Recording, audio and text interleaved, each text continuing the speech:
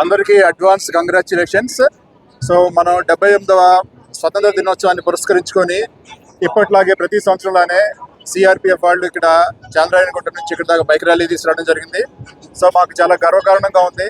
CRPF ఎప్పుడైనా సరే భారతదేశం యొక్క శాంతి భద్రతల కోసం కానీ, లేకపోతే కొన్నిసార్లు అనివార్యమైన పరిస్థితుల్లో చాలా డిఫరెంట్ థియేటర్స్లో కాశ్మీర్లో కానీ, ఛత్తీస్గఢ్లో కానీ, నార్త్ ఈస్ట్లో కానీ శాంతి భద్రతల కోసం, అలానే యుద్ధ సమయాల్లో కూడా పనిచేసినటువంటి ఆర్గనైజేషన్ ఇది.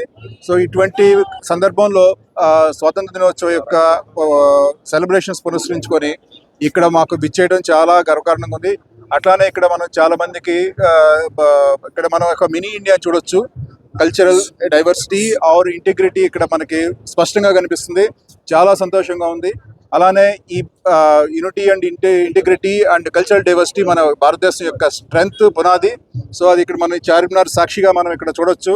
సో అలానే బేసికలీ సిఆర్పిఎఫ్ అనేక విపత్తుకరమైన అంశాల్లో కూడా పనిచేస్తూ ఉంది. ఎన్డీఆర్ఎఫ్లో కానీ, లేకపోతే